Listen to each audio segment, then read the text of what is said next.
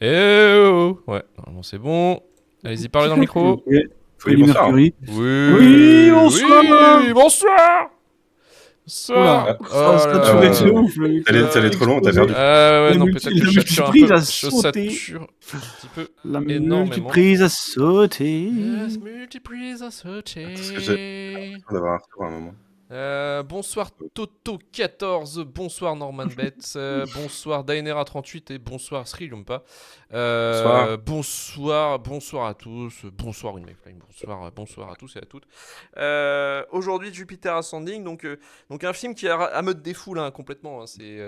Ah bah 6 spectateurs, hein. Je veux dire, voilà.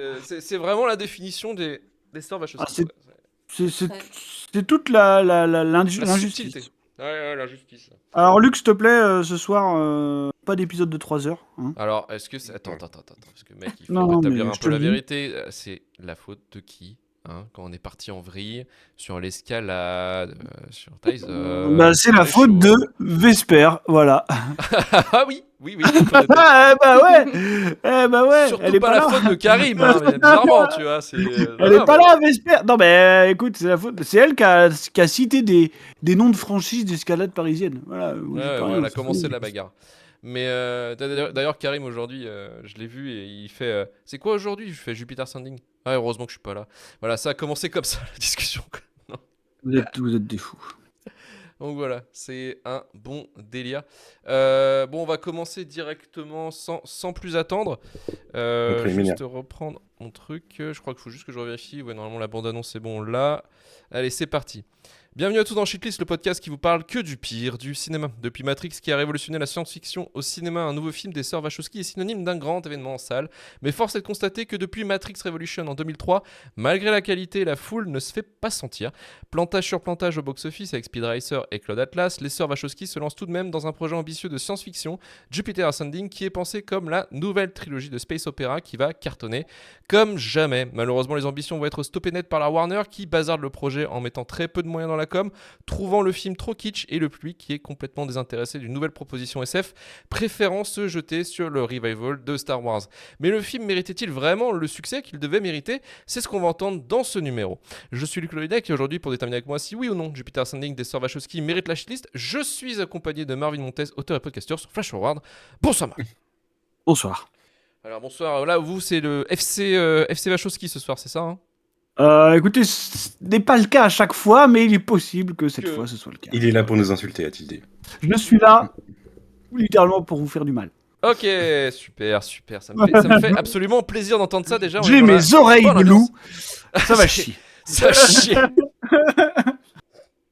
Je contrôle les abeilles, allez vous faire foutre. Ok, Marvin. Merci Marvin Tatoum et Emmanuel Pedon du podcast Le Coin Pop. Salut Manu. Oui, bonsoir. Bonsoir à tous. J'espère que vous allez bien. J'espère que tu vas malgré bien la aussi, chaleur. J'ai dû remettre un t-shirt, je suis scandalisé, sachez-le. Alors, c'est pas aujourd'hui qu'on va faire des enregistrements en slip. Parce que d'après les règles de Twitch, bon, c'est un peu les coulisses du podcast font que Manu a dit je mets un t-shirt, machin. C'est la même chose. Hein. On aurait très bien pu enregistrer en slip là. Va dire. Ouais, mais le t-shirt est important. C'était t-shirt. Ouais, j'avoue. Ouais, mais non, moi je disais slip quoi. Le t-shirt. D'ailleurs, vous connaissez cette franchise Alien, ça s'appelle alors, si vous avez 30 balles à minima. Bon, bref. On va pas faire encore. On va voir. Non, mais bon, Allez. Ouais, vous êtes bien gentil, mais. Les dernières, vous avez rien acheté, vous me faites chier. Donc, allez. Est-ce que t'as sorti un livre depuis Alien? Alors, déjà, je t'emmerde. J'entends rien. Déjà, je t'emmerde. Je me souviens de certains délais, moi. J'ai des délais en tête. J'avais vu moi, honnêtement, moi, vous avez pas de preuves, en fait, donc...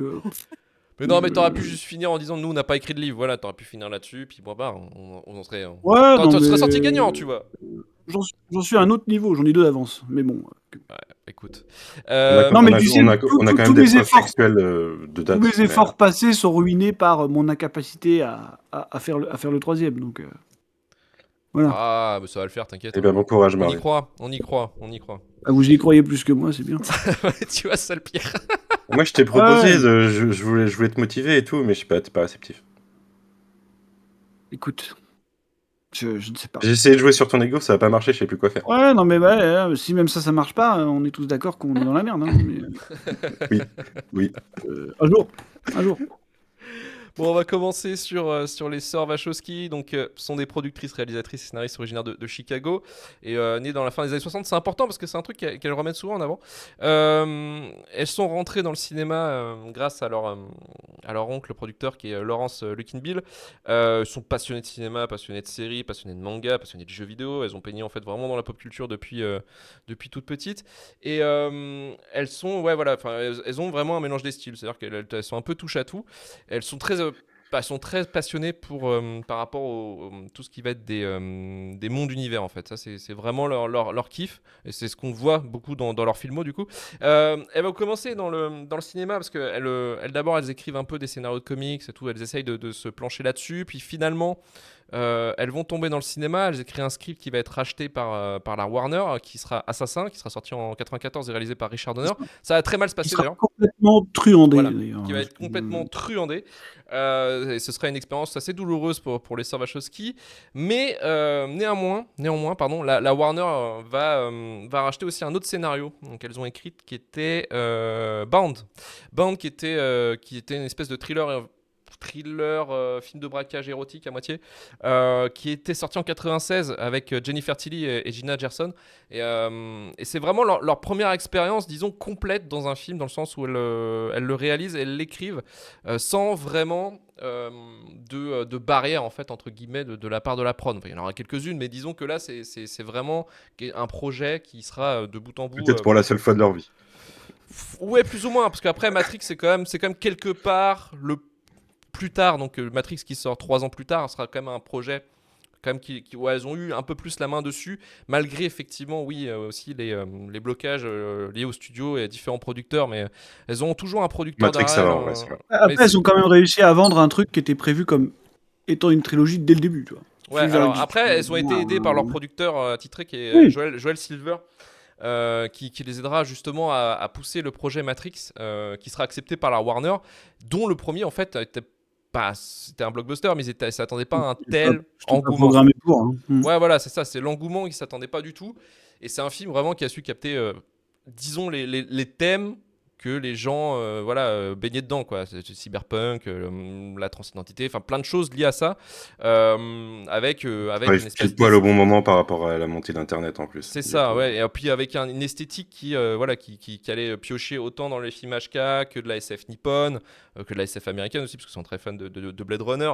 Et voilà, enfin ça c'est un film qui a su vraiment encapsuler en fait un moment clé dans l'histoire du cinéma, mais aussi dans l'histoire de nous on traversait, parce qu'on arrivait vraiment dans l'ère de l'année 2000 avec tout le délire effectivement de la montée d'internet et vous savez le bug de l'an 2000, la révolution, la déchéance de l'humanité, on ne sait pas.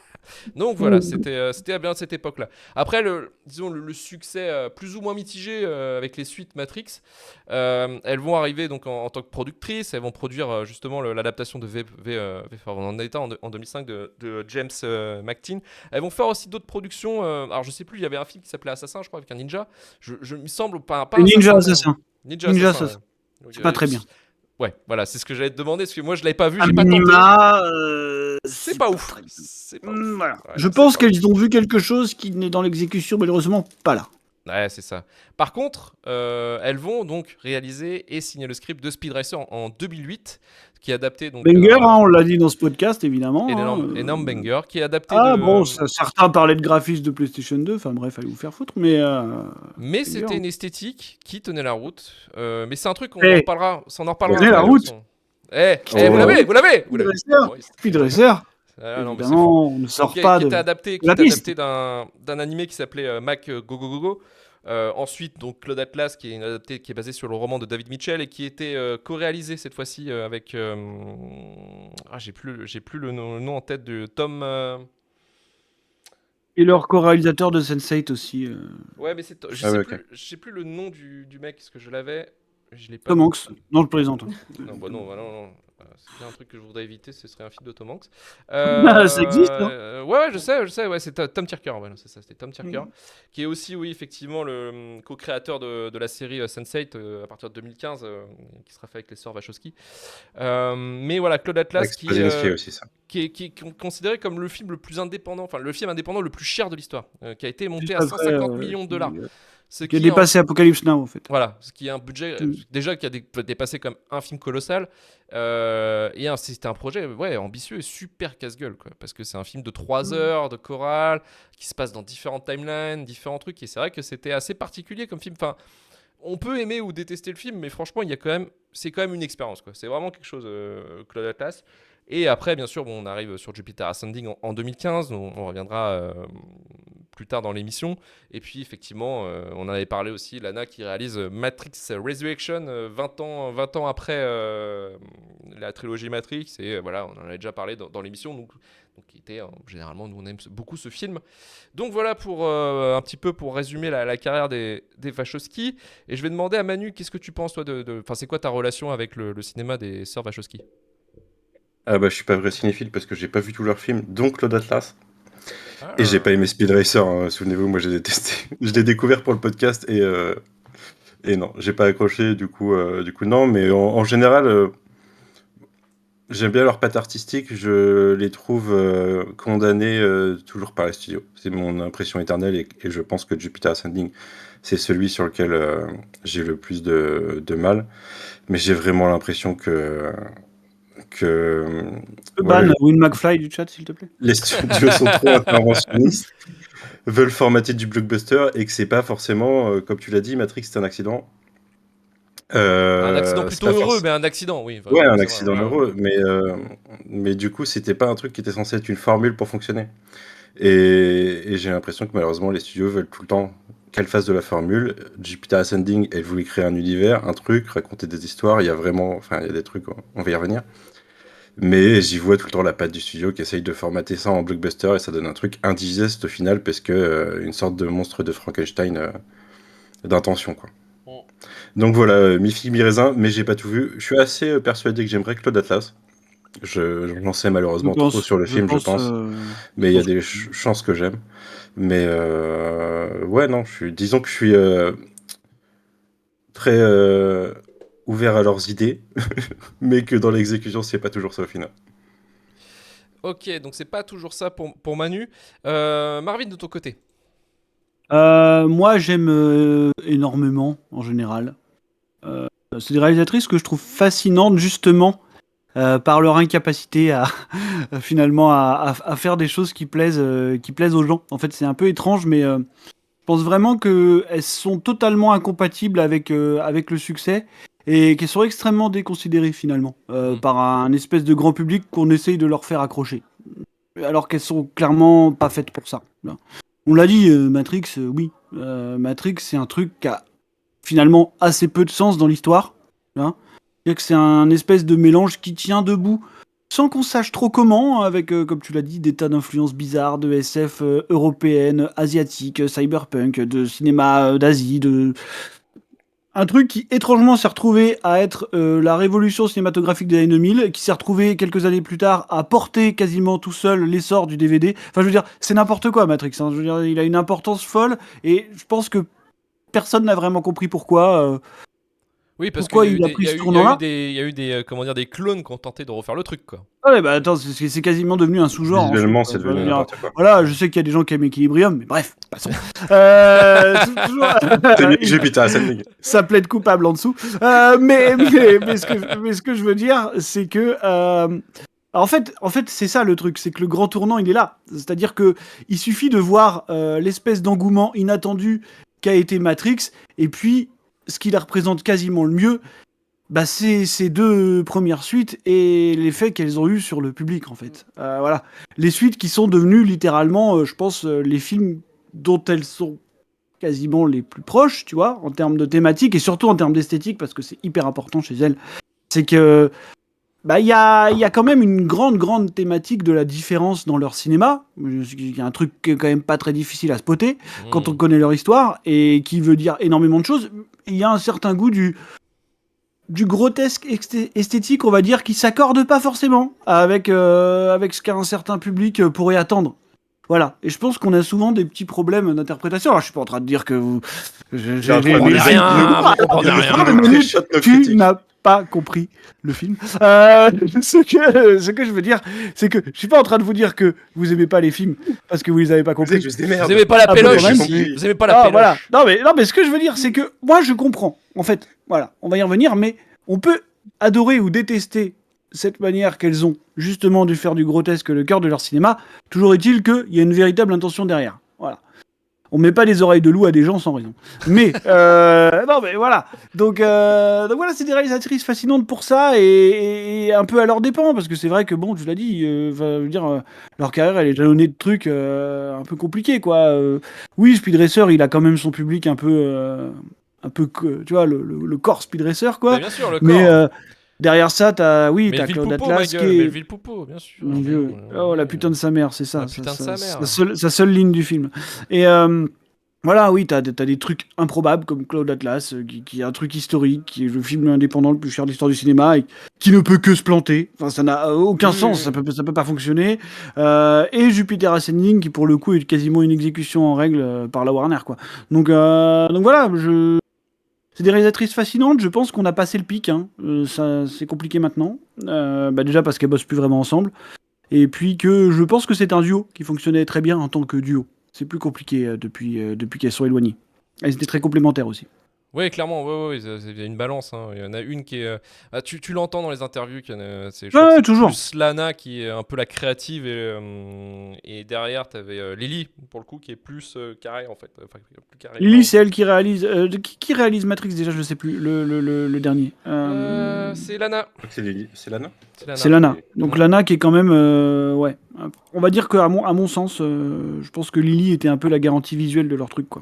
Oui, clairement. Ouais. C'est toujours plus compliqué esthétiquement déjà quand elles sont pas toutes les deux.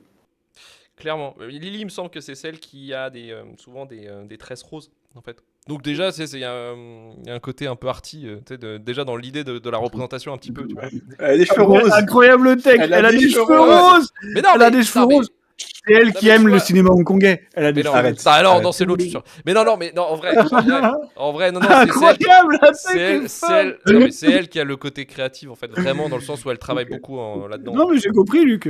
Si je veux être pris au sérieux auprès de toi en tant que créatif, il faut que je me tende les cheveux. J'ai compris. Vas-y, let's go. Hein. En blond surtout, toi. Toi, ce serait le blond. Oh non, tu peux pas, je suis trop noir. Mais tu sais, le blond, mais comme les footballeurs, c'est-à-dire blond et brun, tu vois. Tu vois ce que je veux dire?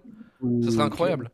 Un jour, je retrouverai ma photo de teinture blonde de 4e ou 5e, je sais plus. Je retrouverai ça. Très bien. Eh ben, écoutez, en tout cas, vous aurez tous compris les cheveux roses, l'esthétique. Oh là. Mais c'est pas ma faute après, putain. Ah, c'est Lana. En plus, non, oui, c'est l'inverse. T'aurais pas écrit le scénario d'un film de requin à Paris, toi? Tu t'es invalidé, Luc. Luc, il a écrit le scénario de Sous la scène, en fait, littéralement.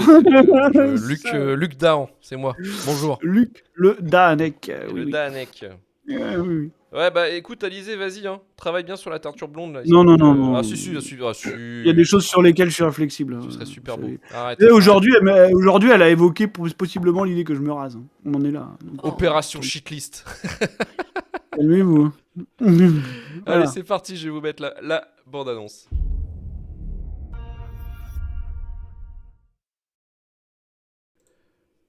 Alors, on va demander au chat, Eddie Redmayne, on valide ou pas? Ce sera la question que l'on vous pose tout au long de l'émission. Quel suspense! Émettez bien sûr vos réponses avec bien sûr des arguments.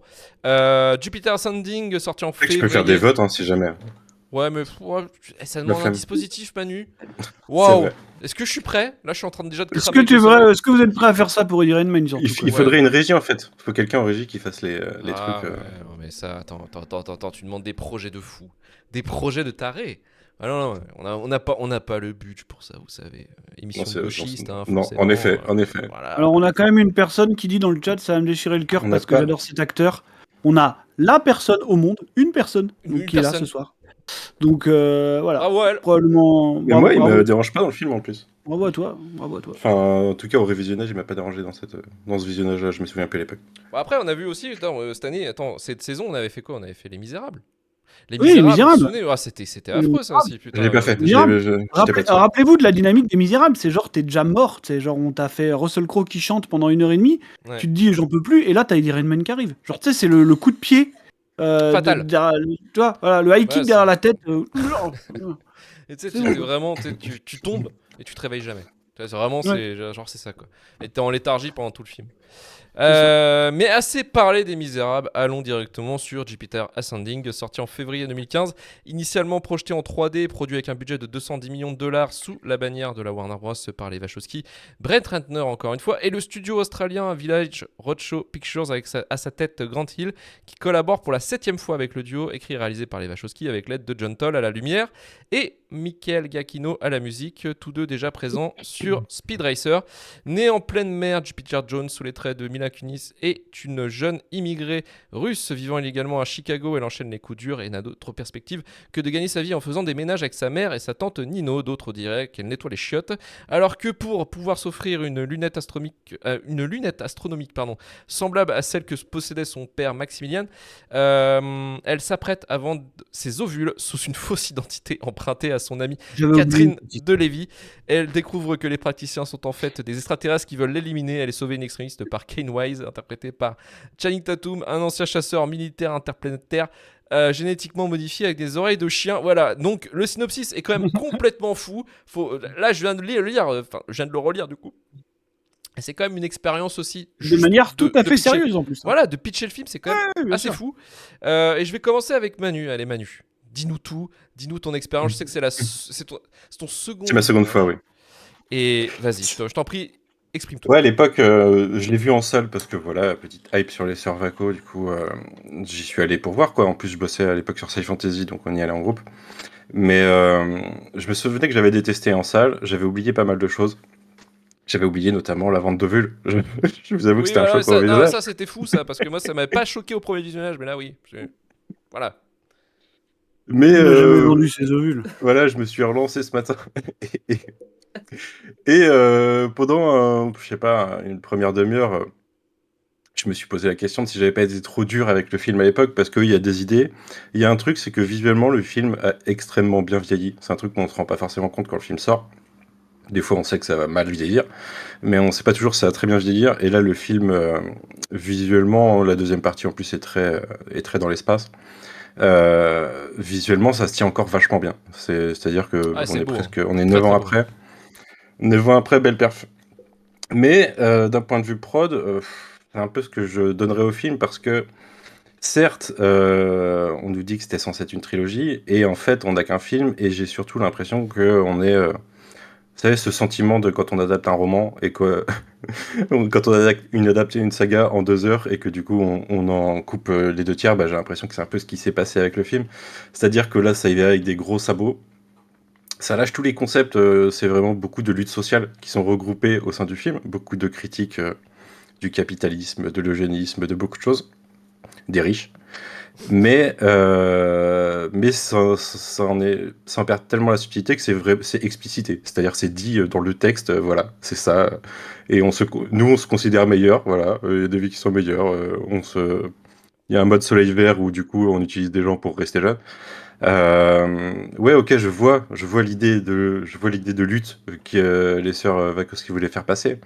Mais bah, on en parlait, l'interventionnisme de Warner fait que, au final, j'ai un blockbuster de 2 heures où la deuxième moitié, c'est chiant comme la mort. J'ai l'impression de voir une deuxième partie de Marvel Studios en fait, ou un troisième acte quoi. Surtout la dernière demi-heure, toute l'attaque du coup de la base. Voilà quoi, c'est la fin de Black Widow. Il y a des gens qui tombent.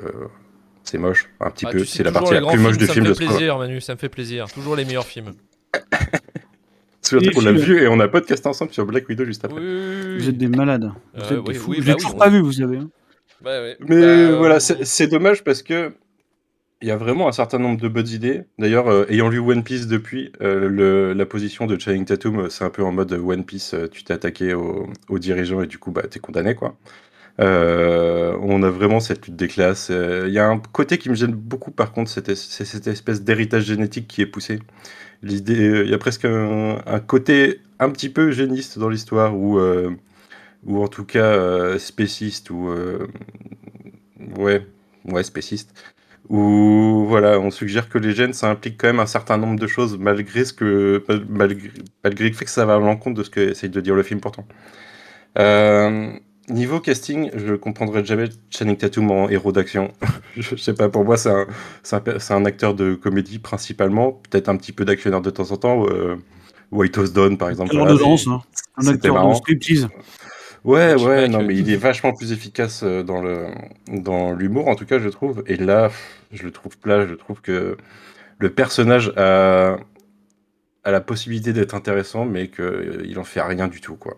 Il est pas aidé en plus avec ces espèces de rollers de l'espace. Mais c'est cool, c'est ouais, la non. quintessence du cool, ça. Ça, c'est quand même stylé, je suis désolé. Enfin, moi, j'ai eu envie de faire du roller au bout d'un moment, quoi. Tu Ouais, vois. moi aussi, forcément. Franchement, grave de ouf.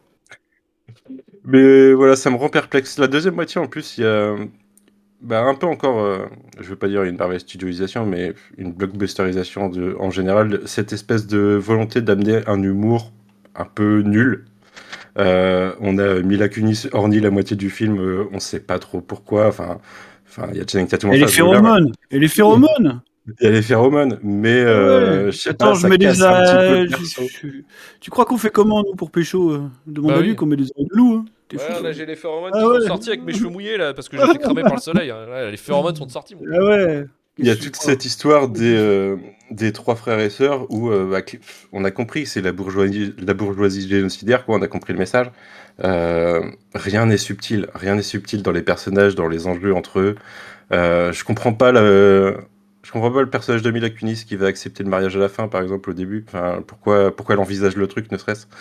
Euh, non, j'ai vraiment l'impression que la première moitié annonce quelque chose qui pourrait être intéressant, d'ailleurs développé sur une trilogie où on va enfin, clairement, il y a une histoire à la Star Wars où on va aller combattre l'Empire, quoi. Mais la deuxième moitié, c'est complètement indigeste et visuellement, ça va pas. Enfin, visuellement, c'est bien, mais ça va pas rattraper une intrigue qui s'embourbe, quoi. Parce qu'on voit qu'il y a une volonté de développer beaucoup de choses, beaucoup de lore. On voit de plus en plus de plus en plus d'espèces, de plus en plus de technologies, de choses comme ça. Mais on n'en fera rien en fait. On s'est juste posé là. C'est pas forcément cohérent entre. Enfin, les éléments sont pas forcément cohérents les uns avec les autres. Et au final, on a du mal à capter. Bah, on nous en parle, mais on a du mal à capter déjà l'ampleur de ces espèces d'empires galactiques et la vie en fait en dehors de cette citadelle au final, puisqu'on en voit que des gens sur des vaisseaux qui vont se battre, quoi. Donc je sais pas, j'étais plutôt déçu quand même encore au deuxième visionnage. J'ai trouvé meilleur que le premier, mais vraiment, encore une fois, je note la volonté, mais l'exécution, elle est assez passable. Donc les discussions assez passables et un peu déçu malgré l'amélioration, je dirais, de la qualité entre les deux visionnages. Et puis, Vas-y. faut rappeler que c'est quand même tout un film qui essaie de justifier l'astrologie, et ça, c'est désastreux déjà. Ah oui, c'est vrai en plus, c'est horrible. Alors, l'inspiration, donc c'est Lana qui a toujours en fait souhaité créer un univers s'inspirant de l'Odyssée d'Homère et une sorte elle voulait créer un univers un peu grandiloquent qui mélange plusieurs styles. Donc on le voit au niveau de l'architecture entre l'architecture européenne et un peu féerique, et aussi en fait le style, disons dans l'histoire, elle a mélangé en fait Alice au pays des merveilles, Cendrillon, Magicien d'Oz. En fait, elle a récupéré pas mal de tropes là-dessus. Voulait en faire vraiment quelque chose de entre contexte, on le voit dans le film, hein, un contexte politique et social, mais aussi quelque chose de entre guillemets de féerique, quoi, parce que de passer on le voit bien au début, c'est très marqué dès le début avec Mila Kunis qui nettoie les chiottes et qui finit en fait qui est en fait une grande princesse. Voilà, ça fait un peu conte entre Oui, c'est conte une de frères fable, Grimm. hein. C'est Voilà, ouais, littéralement c'est une une fable. fable. Ouais, ouais, c'est ça, clairement. Et voilà. Et en fait, c'est un projet qui a été lancé en 2011 pendant la production de Claude Atlas. Une reprise de confiance, je pense, de la part des sœurs Wachowski, de pouvoir, en fait, de se dire on va relancer, on va essayer de refaire une trilogie. Les producteurs, puis tous leurs collaborateurs étaient chauds patates, parce que c'est vraiment pas mal de collaborateurs avec qui ils bossent depuis Matrix. Et en fait, le truc, c'est que le projet était quand même bien parti pour être lancé avec un bon budget. Alors le budget est quand même colossal, on est sur 211 millions. 210 millions à peu près. Mais en fait, le truc, c'est qu'ils ont été quand même, on le voit durant la pré-prod, il y a eu un problème, c'est qu'il y a eu des changements de cadre et de direction chez la Warner. Et un changement de projet. C'est-à-dire qu'eux, ils se tablaient plus sur quelque chose où ils voyaient qu'effectivement Disney, Marvel, ça marchait plutôt pas mal, avec toute cette histoire d'univers connecté. Eux, ils étaient plus embourbés dans leur... ils avaient déjà commencé avec... Man of Steel, il me semble que c'est 2012-2013, si je dis pas de conneries, Manu, de mon côté. En termes 2013, de... Ouais, c'est ça, en termes de sortie. C'est juin 2013. Il y avait donc la préparation de Batman v Superman qui sortait en 2016. Donc on est encore dans les années de la Warner où, c'est pas terrible, mais en même temps, c'est pas trop la merde non plus. Voilà, c'était vraiment là le nouveau truc, c'était vraiment de faire de l'adaptation d'IP et de faire un univers connecté avec ce qu'on connaît de Zack Snyder. Et pour le coup, en fait, d'avoir ce projet-là, ils l'ont validé au début, puis après ils sont revenus en disant on peut faire le film, mais on revoit le budget, parce que je crois que le budget était tablé quand même à 275 millions. Donc ils ont redescendu d'une 60aine de millions pour faire le film, et ça, je pense, coupé quelques parties peut-être qui devaient être plus développées dans le film, je pense par rapport à l'Empire ou le contexte un petit peu de cette guerre, parce que c'est vrai que ce concept de famille de guerre, c'était un peu complexe. Enfin, on l'explique pas trop en fait, on reste sur un truc assez basique. Et je pense que ça a été parti là-dessus. Et en fait, elles ont perdu un appui nécessaire qui était Jeff Robinoff, qui était un des cadres les plus influents de la Warner, qui s'est barré. Alors, qui s'est barré, non pas, alors je sais plus si c'était parce que. Je crois pas que c'était fait virer, parce que je crois qu'il lui arrivait un drame personnel. Il s'est retiré en fait de la production de films. Et pour le coup, en fait, il a été remplacé par d'autres cadres. Même plus un cadre, c'est plusieurs, et en fait ils se sont confrontés carrément, enfin les sœurs Wachowski se sont confrontés à un mur, un vrai mur, dans le sens où les cadres ne comprenaient pas en fait ce qu'elles voulaient faire, ou n'avaient pas l'habitude de travailler avec elles, et pour le coup en fait c'est là où on a eu la perte de budget, on a eu peut-être aussi des réécritures et des moments compliqués, parce que le truc c'est que eux, de leur côté, la Warner donc, était toujours sur leur truc de délire d'univers connecté de DC. Mais il y avait aussi le truc de le concurrent, qu'est-ce qu'il fait à côté ? Ah, il a fait John Carter. Ah, ça s'est planté. Jupiter Ascending, quelque part, il y a quelques similarités. Donc, on va peut-être s'en prendre une aussi. C'est possible qu'on se prenne une branlée. C'est 2012, non, John Carter. Oui, mais c'est pendant la pré-prod, pour le coup du film. Oui, c'est vrai. Justement, c'est là où ils ont greenlighté en 2011. Donc, il y avait quand même cette espèce de commencer de flip, quoi. Visuellement, ça n'a rien à voir. Hein. John Carter, visuellement, non, c'est chaud. Visuellement, non, mais ça a quand même quelques... une cata. Oui, voilà. Non, mais en plus, j'ai hésité à citer John Carter, qui est un film que j'aime beaucoup thématiquement dans certains éléments de l'or, et le fait qu'il n'y ait pas de suite, en l'occurrence, ça me dérange beaucoup plus que Jupiter Ascending. Par contre, visuellement et actingement, ouais, c'est pas ça. Ça n'a rien à voir, mais ça reste quand même une nouvelle IP avec aussi un budget colossal, et donner le poste, enfin ça a été donné à un ancien créatif de Pixar. Donc il y avait cette peur-là en plus, donc voilà, et donc il y avait aussi ce côté où ils n'avaient pas trop confiance. Et puis ils ont ils ont fait des tests, comme d'habitude on le fait à Hollywood, c'est-à-dire des screen tests, et ils ont vu le film, et ils ont dû décaler la sortie et retravailler le film, parce que ils voyaient que le film plaisait pas au public, et qu'ils trouvaient ça trop stupide et trop pas gnangnan, mais vraiment, tu sais, genre le truc, ouais, enfin, c'est pas le truc épique, voilà, on trouve que c'est plutôt stupide et beaucoup trop fou pour nous, quoi. Ouais, plus Wachowski, quoi. Voilà, c'est ça. C'était plus cohérent. Moi, j'aurais dit fluide, mais bon. Oui, voilà, mais le truc, c'est qu'effectivement, ils ont dû décaler la sortie de 8 mois, alors pour refaire, alors officiellement, c'était pour finaliser les CGI, mais il y a possiblement peut-être eu des phases d'air-shoot ou un espèce de remontage peut-être en urgence, ou repenser le film en fait. On ne sait pas trop ce qui s'est passé, mais en tout cas, ils ont pris 8 mois pour le faire, parce que effectivement, il y avait un problème, la prod n'appréciait pas du tout le film, du moins la prod du distributeur de la Warner. Et en fait, en se disant, on a déjà perdu beaucoup d'argent. La promo du film en fait a été complètement réduit à néant, quoi. C'est-à-dire qu'il il y a eu très très peu je dirais comment on appelle ça, d'avant-première.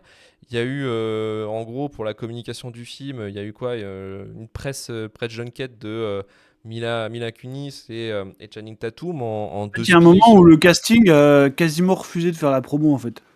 Je me Bah, souviens de ça, ça avait fait une espèce de scandale enfin, je veux presque. dire, Alors, ils en alors parlaient pas. la raison, c'est pas trop pourquoi, parce que finalement, est-ce que c'est parce qu'ils étaient déçus du fait de la production du film, il s'est mal passé, tout ça. Enfin, on ne sait pas trop, mais en tout cas, effectivement, la promo en elle-même, ça a été sur 2 jours des questions-réponses avec les journalistes, quoi. C'était aussi simple que cela. Et pour le coup, bah, en fait, effectivement, ça a diminué grandement la possibilité d'un succès commercial.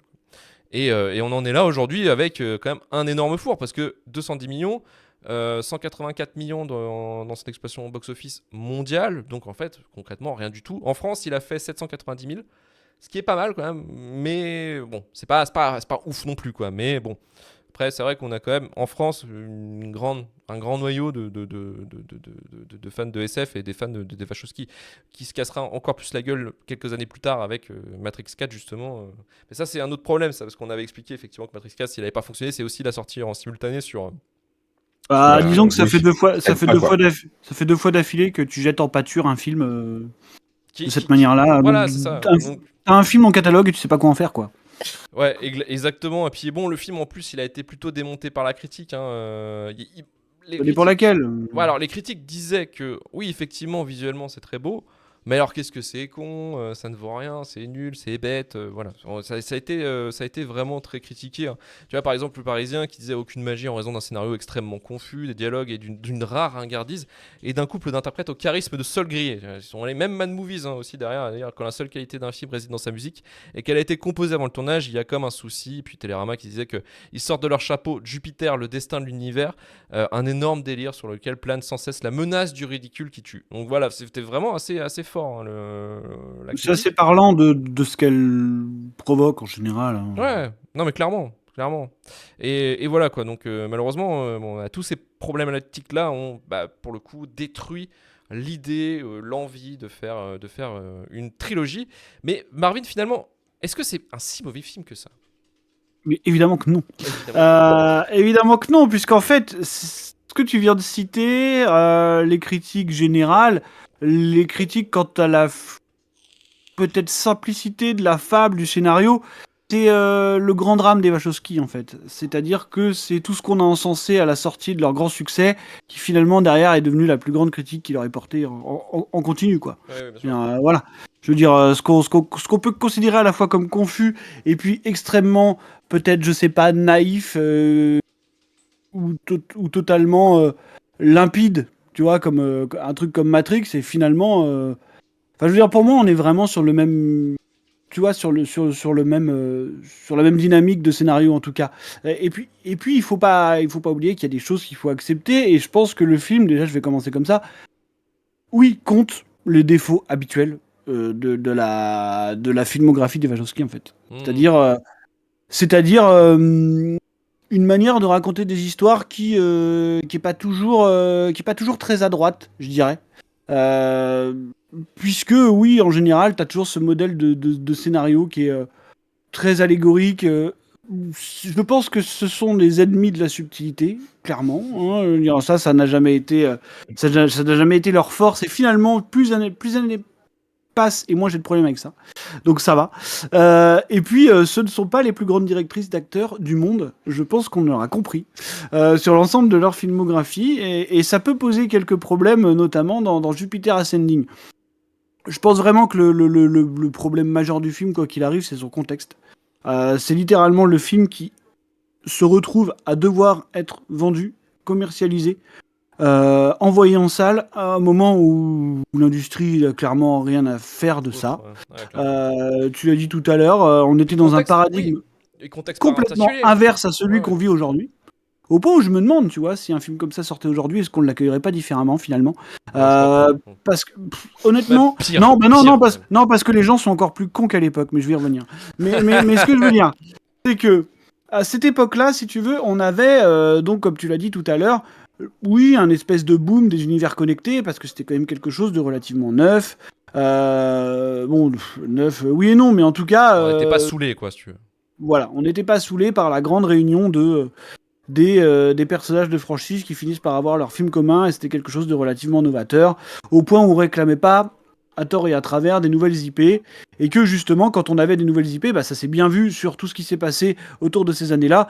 Forcément, elles se crachaient. Oui, on a cité John Carter, on a déjà parlé de Tomorrowland, Lone Ranger, j'en passe, on a eu Mortal Engines depuis. Enfin, beaucoup de choses comme ça qui ne pouvaient pas fonctionner. Jupiter étant en plus brandé Wachowski, donc étant brandé non bankable, parce qu'il faut quand même rappeler que depuis Matrix et ses suites, c'est quand même pas la grande folie autour, on va dire commercialement, autour des Wachowski. C'est difficile. Speed Racer, ça s'est planté. Cloud Atlas, on n'en parle même pas. Donc voilà. Cependant, une fois qu'on a dit ça, vous avez pas compris. Non, je plaisante. Vous n'aimez pas la péloche. Vous aimez pas la péloche, voilà, vous aimez pas le cinéma. Non, cependant, je suis quand même, 9 ans après, extrêmement impressionné par le film. Alors, effectivement, pas par ce qu'il raconte, je pense que vous avez mis le doigt sur à peu près tous les problèmes, et je pense vraiment que son souci vient de ça. Moi, j'appelle ça de la fluidité, peut-être qu'elle est un petit peu excessive. En tout cas, voilà, c'est quelque chose d'extrêmement, on va dire, narrativement binaire. Hein. C'est très facile de comprendre où ça va, ce que ça veut raconter. C'est une fable, dans son sens, on va dire, presque le plus péjoratif, quoi. Après, on apprécie ça ou pas, je suis pas là pour juger ça. Toujours est-il que le film est quand même, moi je trouve, au bout d'une demi-heure, te rappelle à quel point ce sont des créatrices d'univers complètement inégalables à ce moment-là, quoi. Vraiment. Enfin, je veux dire, il y a des scènes qui arrivent très tôt dans le film. Le premier combat entre Channing Tatum et les espèces extraterrestres, la bataille spatiale qui va suivre. Honnêtement, La bataille, tout ce qui va concerner Chicago, là, la bataille, la course-poursuite ouais, et tout, là. la course-poursuite dans Chicago, tout ce qui se passe ensuite sur la citadelle. Je suis désolé, mais enfin, ça fait longtemps que j'ai pas vu une création d'univers aussi crédible et palpable assez rapidement. Mais c'est la grande qualité des sœurs Wachowski, hein. Clairement, mais bien sûr, de de toute créer façon, des univers cohérents avec des règles et tout, en fait, et vraiment je sais visuellement, pas si c'est, je sais pas si on peut, je sais pas si je la jugerais comme une qualité ou pas, mais en tout cas, c'est une vraie obsession, quoi. C'est-à-dire que systématiquement, le but est de créer un univers avec un lore qui me semble relativement palpable. Alors peut-être moins cette fois-ci. Encore une fois, on n'a pas le produit final, on n'a pas le produit tel qu'il a été pensé. Mais en tout cas, je trouve que quand le film lâche les chevaux, et peut-être qu'il a un problème de rythme et qu'il le fait pas suffisamment sur ce premier volet qui aurait dû être introductif, on va dire. Voilà, on sait qu'il en restera là. Il n'empêche que quand vraiment l'action démarre, moi je trouve ça assez dingue. Tu vois, ouais, l'exemple tout bête de la première intervention de Channing Tatum. En fait, je trouve qu'il y a une dichotomie complètement improbable et qui bizarrement retombe très bien sur ses pattes parce que, en fait, c'est vraiment le projet qui respire les Wachowski dans le sens où tu as cette scène d'action complètement incroyable, découpée de manière assez folle, voilà, chose qu'on perdra peut-être par la suite, mais bref. Avec un type en roller avec des oreilles de loup, quoi. Et c'est vraiment là qu'on atteint, non mais c'est vraiment là qu'on atteint le cœur du truc. C'est-à-dire que c'est ce qu'on disait en intro, c'est que t'as cette espèce de goût du grotesque qui va forcément passer ou totalement casser, ouais, en fait. Ça, ouais. Et c'est vraiment une obsession qu'elles ont de toute façon et qu'elles revendiquent, qu'elles ont toujours revendiqué en interview. C'est-à-dire que ce goût-là de représenter la différence de cette manière, d'être vraiment au cœur du grotesque en tant qu'élément de mise en scène, c'est quelque chose qu'elles, finalement, dans un projet qui a été totalement récupéré par les studios et charcuté dans tous les sens, bah qu'elles ont l'air d'assumer à 100% quand ça arrive dans le film, quoi. Et moi, je trouve vraiment que c'est une performance assez dingue. Parce que oui, enfin, je veux dire, c'est ridicule et on peut le répéter en boucle. Channing Tatum avec un cosplay de loup-garou génétiquement modifié en roller, dans des scènes d'action complètement dingues. Pour sauver une meuf qui vend ses ovules. Pour sauver une meuf qui nettoie les chiottes et vend ses ovules. Je veux dire, on le dit, c'est complètement dingue. Et finalement, moi, je trouve ça totalement fluide dans le contexte du film, quoi. Et moi, je suis toujours impressionné quand je le revois parce que je me dis, c'est horrible, je vais parler comme un vieux con, mais 9 ans plus tard, j'ai pas vu grand-chose de beaucoup plus impressionnant que ça, en fait. Et je sais pas si c'est quelque chose de positif, ce que je suis en train de dire, tu vois. Parce que vraiment, en fait, ce film, il me fait un effet bizarre. Il me fait vraiment l'effet d'un truc... d'un rendez-vous manqué. Enfin, j'ai toujours beaucoup de regrets quand je vois ce film, quoi. Parce que je distingue quand même énormément de qualité esthétique là-dedans. Vraiment, beaucoup. Dans les scènes qu'on a citées, et même dans la bataille finale, ou dans plein de choses qu'on voit tout autour du film, il y a quand même une ébauche de lore qui, je pense, était relativement prometteuse. Après, je pense que cet aspect de volet introductif l'a beaucoup desservi, et encore une fois, on ne sait pas à quoi devait vraiment ressembler le film. Et à côté de ça, il y a des choses qui sont des choix curieux. Finalement, il y a beaucoup de place laissée à des scènes explicatives. on laisse beaucoup trop de place à des acteurs qui malheureusement savent pas toujours ce qu'ils foutent là. Je pense évidemment à Eddie Redmayne qui n'a pas été dirigé. Enfin, c'est pas possible. Non, c'est lui qui dirige. Non, on ne le fait pas. Ouais, on lui fait je pas, pense lui. qu'il s'auto-dirige. Il est jamais dans le même ton d'une scène à l'autre. On sait pas trop ce qu'il essaye de faire. On sait pas trop. Ouais, voilà. Je sais pas trop ce que parfois ce que peut raconter son personnage d'une scène à l'autre. C'est pas toujours très cohérent dans le développement des personnages. Le duo Mila Kunis, Channing Tatum, bah, malheureusement, c'est compliqué.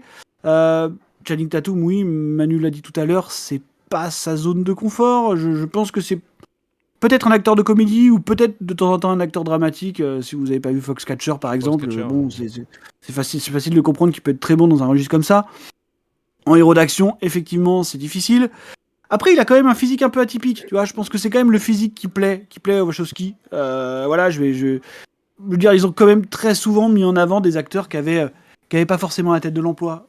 Penser à Keanu Reeves pour Matrix, c'était déjà une espèce de choix fort. Je pense qu'ils ont tenté de le rééditer avec Emile Hirsch dans Speed Racer. Bon, peut-être un problème. mais encore une fois, le choix de Channing Tatum au cœur de cet univers-là, finalement, voilà, enfin, je veux dire, il a un côté un petit peu minette, c'est qui plaît à certaines femmes, mais il a quand même un physique un peu atypique. Il a pas d'équivalent physique, Channing Tatum. C'est un peu particulier à dire. Et je saurais pas comment le décrire, mais il a quelque chose qui, à mon avis, grimé comme il est, leur plaît énormément, quoi.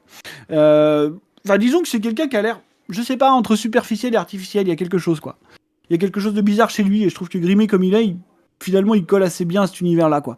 Donc voilà, en fait, c'est un film que j'aime énormément. Et en même temps qui me donne beaucoup de regrets, parce que j'avais vraiment envie de voir quelque chose d'autre, j'avais vraiment envie de voir une suite. Et puis, surtout, le problème, c'est qu'il nous en amène à ce fameux débat, en fait. Qu'est-ce que vous avez envie de voir, en fait? Qu'est-ce que vous avez envie de voir? Qu'est-ce qu'il faut faire? Personne ne sait. Personne ne sait. Qu'est-ce qu'il faut faire? Parce que Jupiter, c'est finalement le symptôme de quelque chose de beaucoup plus grand. Et je dirais pas que le film était parfait et qu'il fallait le porter au nu, parce que c'est pas le cas. Et puis, qui plus est, sa réputation lui a probablement jouer des tours avant même que les gens le voient. Oui, parce qu'il y avait déjà des fuites. On n'a pas vendu. C'est un film qu'on a détesté avant de l'avoir vu. Enfin, je veux dire, il a presque eu le traitement Gods of Egypt. Hein. C'était presque comparable. Hein. Oui, non, mais dans la presse faisait les choux gras derrière en disant il y a plein de problèmes, les gens sont voilà, pas d'accord. Il y a peu de médias en France qui l'ont défendu. Hein. Enfin, je veux dire, il y en a assez peu, alors, notamment. Rétrospectivement, oui. Il y a eu pas mal de monde qui sont revenus dessus en le défendant. Mais, oui, mais sur le moment, honnêtement, il y en a très peu. Mais voilà, pour moi, c'est juste le symptôme de quelque chose de très complexe, et c'est le symptôme du changement de l'industrie qui a lieu à cette époque-là, quoi. C'est-à-dire, depuis, on se plaint, on continue parce que pas de nouvelle IP, pas de franchise sans adaptation, pas de quoi que ce soit, mais le constat, c'est quoi? Le constat que systématiquement, quand on fait une nouvelle IP, quand on fait quelque chose qui ne sort de quasiment nulle part, ça se crache. Tout simplement. Jupiter Ascending. Derrière, on a quoi? Mortal Engines. Ouais, c'est ça, c'était la période. Rebel Moon, Marvin. Hein? Rebel Moon. Alors ça... Trop fort, trop loin. Tout de suite, trop fort, trop loin. Désolé. Passé de 0 à 100 en 5 secondes. Non, mais par exemple, The Creator. Lone Ranger aussi, on avait Lone Ranger Lone Ranger que j'aime bien. Après, il est devenu un peu curse depuis, entre le cannibale et le batteur de femmes, c'est compliqué. Choisis ton camp. Ouais, voilà, c'est difficile. The Creator, récemment. Voilà, exemple, tu vois. Et ce qui voilà pourquoi c'est un film qui me donne comme d'autres à côté de lui. Parce que les pauvres, ils vont voir les Marvel Studios, ça m'arrive. Pour et ben voilà. Alors là, Manu est en train de citer, et il est en train de citer un truc un peu dark. Voilà. C'est un bail un peu dark. En gros, c'est un débat qu'on a eu avec quelqu'un de détestable, désolé. Voilà. Un jour, j'ai tweeté pourquoi les gens sont pas allés voir The Creator. Je me suis fait tomber dessus. Ouais, mais c'est parce que les gens ont pas le moyen d'aller en salle. Bref, c'était pas le sujet. C'est assez terrible. Putain, mais voilà. Et ça, le débat de la salle qui coûte trop cher, c'est un truc qui sort tous les 6 mois. Mais le misérabilisme dans toute sa splendeur, quoi. Je veux dire, voilà. Bref, toujours est-il que voilà, je me pose toujours cette question de qu'est-ce qu'il vous faut. Tu vois. Tu sais, c'est qui le sauveur du cinéma? Moi, je vais te le dire, moi. Marvin, j'ai la réponse. Christopher Nolan? Non. Artus. Guillaume Canet? Artus, putain. On l'a pas pu dire, il a sauvé le cinéma. Il a sauvé le cinéma. Un petit loup en plus, ça aurait dû s'appeler. Ah ouais, ça... Mais voilà. En tout cas, En fait, quand je relisais des papiers tout à l'heure sur le film, et je suis assez atterré par les critiques qui lui sont prodiguées, quoi, dans le sens où, ouais, c'est très dommage de reprocher à ce space opéra d'être ce qu'il est, quand à côté on va back-up le revival Star Wars, que moi je ne condamne pas forcément. Tu Sorti vois, la même année en plus, c'est ça qui est fou. Voilà, il y a des choses comme ça qui me dépassent totalement, tu vois. Et, et bon, je pense que le choix, de toute façon, c'était juste un mauvais choix, un mauvais bail. Et les Wachowski, de toute façon, n'ont jamais été les personnes qui sont les plus à même de porter quelque chose de nouveau et de, on va dire, révolutionnaire dans l'industrie. Voilà. Je Alors, pense que oui et non. leur statut de bankable s'était éteint depuis un moment et ça sera Oui. toujours très compliqué maintenant. Alors, c'est sûr que commercialement, elles sont mortes, entre guillemets, hein, c'est sûr. Là-dessus, aucun doute. Mais c'est vrai que, par contre, elles cherchent quand même toujours, du moins dans le cinéma, à pousser un peu les limites. Notamment liées Ouais. la façon de faire, la façon de tourner et aussi la façon de faire de la post-prod, de faire des films. Alors c'est moins voyant par exemple que le bullet time, qui est un principe qu'ils ont Oh, mis et dans puis leur qui était film. une prouesse technique incroyable à ce Voilà, qui moment-là. était assez ingénieuse hein, d'ailleurs. Mais là, elles ont en fait poussé des dernières technologies de l'époque en inventant enfin, en essayant de réfléchir à un nouveau procédé. Par exemple, on parlait de la bataille de Chicago, la course-poursuite. En fait, le truc a été tourné en. Enfin, c'est pareil. Enfin, tu vois, mais les plans, du moins aériens, de Chicago ont été tournés avec ce qu'on appelle le panocam. En fait, elles ont vraiment mis en place Mhm. un espèce de. C'est un cercle avec 7-8 caméras sur un hélicoptère, en fait, et qui permet, en fait, de tout tourner et de Oui, c'était choisir un après argument sur le marketing montage. Voilà, d'ailleurs. bah ouais. Mais ça a Ils en ont ça a beaucoup fait parlé. avancer aussi, pour le coup, ce genre de choses a fait avancer aussi d'autres personnes derrière qui ont réutilisé ce procédé pour d'autres films. Je pense notamment Mais à ça, Michael c'est Bay un qui l'a peu le grand réutilisé drame aussi. de ça, c'est un peu le grand drame de leur carrière en général, hein, de toute façon. C'est-à-dire que technologiquement, elles vont souvent pousser des choses qui seront plus ou moins sublimées Speed Racer par d'autres personnes. ça a facilité grandement pas mal de monde derrière pour faire de la 3D Mhm. et aussi bah, l'intégration. Voilà, enfin vraiment beaucoup de choses. Ouais, elles ont toujours su quand même être en avant, un avant-gardiste un petit peu sur les technos, un peu, on va dire, grosso modo, un peu comme James Cameron. Enfin, peut-être moins poussé, mais si tu veux, quelque part, il y avait quand même cette recherche-là technologique de dire on essaie de step up quelque part. Oui, Et ça, c'est toujours oui, très tu intéressant peux de leur dire part. avec James Cameron sans l'appui inflexible des studios que lui il a. Voilà, Mais c'est ça. ce qui amène pas les mêmes choses. Mais juste pour vous dire un truc pour faire chier, mais je vois tellement de gens porter au nu cet horrible John Carter que arrêtez, je veux dire, vous pouvez pas faire les deux.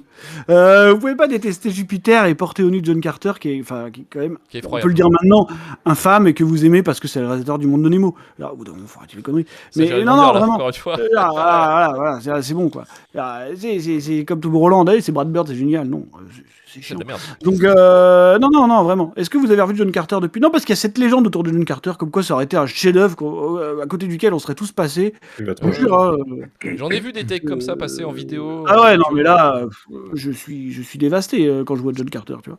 Non, C'est- moi je trouve qu'il y a plein de trucs intéressants dans John Carter. Je trouve pas que c'est un bon film en soi au final, tu vois. Non, mais tu vois, je veux dire, la réputation de John Carter, c'est un truc qui va toujours dépasser, quoi.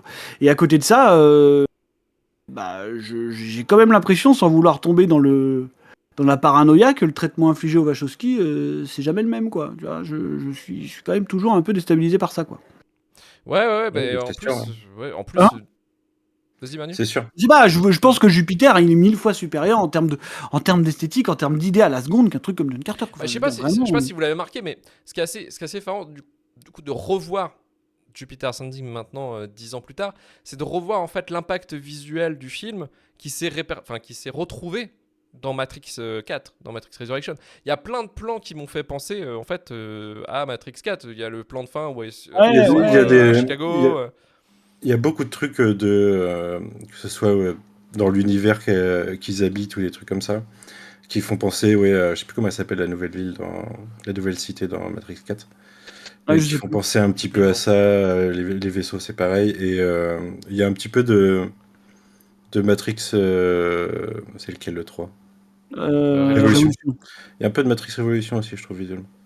Ouais, Ah bah bah de Ouais, toute non, façon, c'est oui, sûr oui, que oui. visuellement il est super intéressant. Enfin, je veux dire, c'est ça qui est fou, en fait, c'est que le cœur de leur esthétique, il est même pas dans le premier Matrix, c'est dans les suites, quoi. ouais. Mais par Vraiment. rapport par rapport à ce que tu disais juste avant, Marvin, je pense qu'il y a un point de vue différent du public sur les films selon leur studio, en l'occurrence. Je trouve que parce que là tu citais beaucoup de films Disney en l'occurrence, qui sont des Oui, mais nouvelles je sais. IP Disney. Ah, je sais parce que Et tu personne sais- n'a cité Milo sur Mars.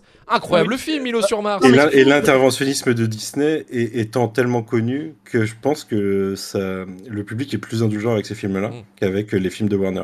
Ouais, tu vois, et pareil, moi je veux dire, même Mortal Engines, tu vois, qui est pas forcément un chef-d'œuvre, mais qui avait pour moi des qualités indéniables et esthétiquement, encore une fois, tu vois, et qui a un truc qui aujourd'hui soit totalement J'ai oublié, jamais soit vu Mortal totalement Engines. méprisé, voilà. Et je veux dire, bon, j'ai beaucoup de mal à comprendre l'indulgence qu'on peut avoir envers,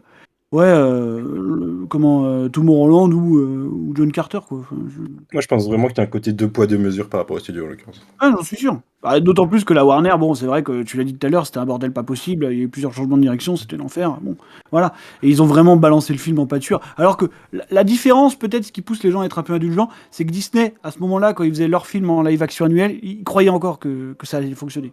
On balançait Bon, pas les franchement, projets à la la poubelle. promo de John Carter, c'était un peu chaud. Ils avaient un peu enterré le truc quand même.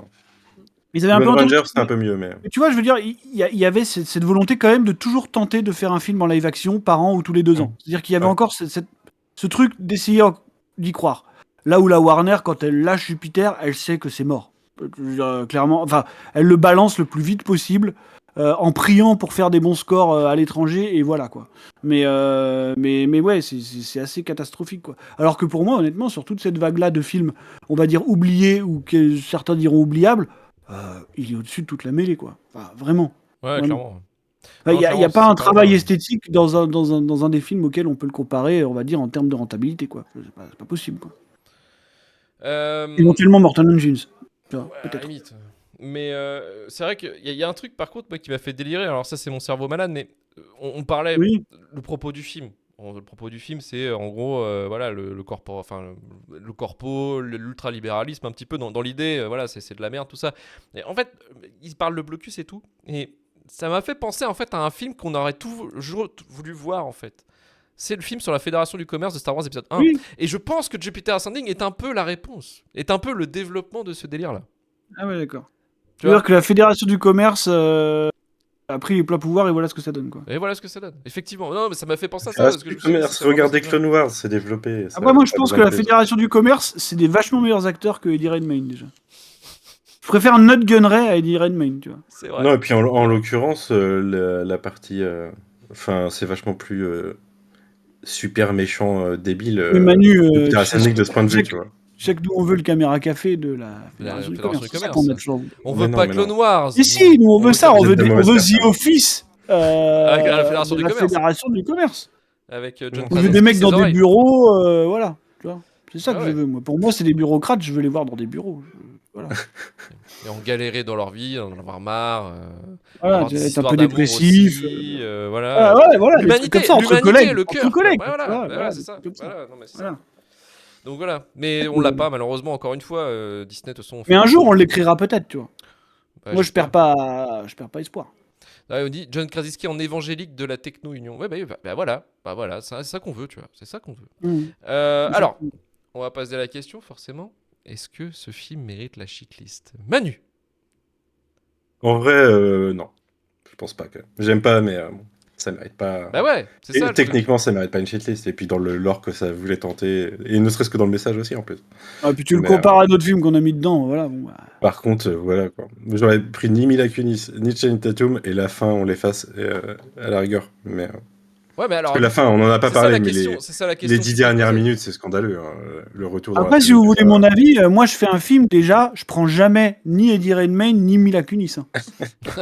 Mais littéralement, jamais. Hein. Ouais, voilà, Mila Kunis pour trouver un job, ça Déjà. va être chaud en ce Là, moment. je peux mais... prendre Channing Tatum parce que de temps en temps, il y a un truc. Ah Mais bah oui. franchement, Mais Mila peut-être Kunis comme et Eddie comic Redmayne, déjà, je relief, prends à la jamais. limite. Ouais. Mais après, ouais, je franchement, me c'est demande, compliqué, tu vois, hein. si on se pose la question, quel lead cast tu pouvais mettre sur Jupiter Ascending, moi je sais pas. Non, mais alors ça, c'est des questions que tu peux pas te poser. En plus, dans le contexte d'un film d'Eva Bah, Wachowski oui. qui est toujours... Oui. Là, qui a toujours des castings qui n'ont pas de sens. Donc, Bah déjà, Claude Atlas, Tom Hanks, Ali Berry. Déjà, tu vois, il y a un truc quoi. Tu vois, non, et mais puis il c'est faut vrai. voir le rôle qu'on donne à Tom Hanks, ce genre de truc. Enfin, c'est Ah, quand c'est même pas... particulier. Ouais, c'est un Voilà. contre-emploi. Voilà. Donc, pas de shitlist pour Manu. Marvin, bon, j'imagine que c'est Bah toi. non. Bah oui, bien évidemment. Bah non. On le sauve. Eh oui, il est sauvé de la shitlist. Donc Jupiter Ascending ne sera pas dans la shitlist. Et on va pouvoir passer au courrier des Durandos. Alors, les courriers des Durandos. Attends, je vais la refaire. Alors, le courrier des Durandos, c'est votre moment pour parler du film et nous de faire nos recommandations. Alors, pour le coup, ça a été assez polarisé au niveau des débats sur le film. On va commencer avec Alizé. C'est un film bouillonnant de créativité avec des passages visuellement magnifiques, mais que je trouve plombé par son message général sur la destinée et la famille, plus importante que tout, même merdique. Alors après, je suis comme Mila, j'adore les chiens, pas de shitlist pour Tatum. Fucking Je sais pas comment je dois le prendre, mais bon. Ouais, tu le prends comme tu veux. Fucking cinéphile nous dit Space Opera organique et créativement fou, Purode au déterminisme sauce, Label et sa bête, ou les Wachowski renouent avec leur thème cher pour mieux croquer l'odyssée dingue et bordélique d'une Mila Kunis qui passe du récurage de chiottes terrestres au trône de la galaxie. Et Michel Jonas nous dit c'est foisonnant de bonnes idées. Le vrai Michel Jonas. Le vrai Michel Jonas qui nous dit que c'est foisonnant de bonnes idées, mais c'est nul à chier. Aline Enaout nous dit désolé, mais oui, c'est la shitlist. Le dernier abeille nous dit c'est non. Capitaine Jim nous dit jamais de la vie. Et Jack Torrance, le vrai Jack Torrance. Le vrai Jack Torrance. Il n'y a que du people. Jamais meilleur film de science-fiction que Rogue One. C'est déjà une très bonne raison. Voilà, merci. Je ne l'ai pas dit. Hein. Mais il l'a dit. Jack Torrance l'a dit. Donc c'est pas dans la shitlist, donc. C'est que c'est vrai. Ah oui, c'est que c'est vrai. Alors, Jack Torrance, il a eu le temps d'y penser. Hein. Ouais. Et attendez, on va reprendre notre petit top cette fois-ci. Les meilleurs films de science-fiction selon un certain site d'agrégateur de notes. Alors là, c'est le bordel, hein, attention. De science-fiction de 2015 Non, là, c'est les meilleurs films de science-fiction ever. Alors là, 2001. déjà, on va placer. 2001, vas-y. On va placer déjà Alien. Alien, il est où? Il est 2. Il est deuxième, effectivement. Il est deuxième. Alors, je vais reprendre la liste. Alors, j'ai un livre. Est-ce que vous le saviez que j'avais écrit un livre dessus? Et d'ailleurs, dans ce livre, on parle aussi de 2001, l'Odyssée de l'espace, assez longuement. Voilà, donc vous avez le premier avec. Hein. Ah, le mec. Ah là là. Il parle de Kubrick et tout, c'est fou. Est-ce que c'est 2001 le premier? Parce que. Oui, je pense quand même. Non, il est pas c'est premier. ça ou c'est Blade Runner? C'est Blade Runner le premier, ouais, effectivement. Ça se défonce. Tu veux dire qu'on a un doublé Ridley Scott tout en haut? Va bien. C'est pas mal. En vrai, c'est vérité. Oui, en vrai, c'est bien. Donc, derrière, tu peux faire des films sur le caca et les patates, y a pas de problème. Hein. Ah bah là, tranquille. Ah bah oui, tu peux tout faire là. Tu peux... bien sûr, bien entendu. Donc, le caca, les patates, la chatte sur le pare-brise. Pas de soucis.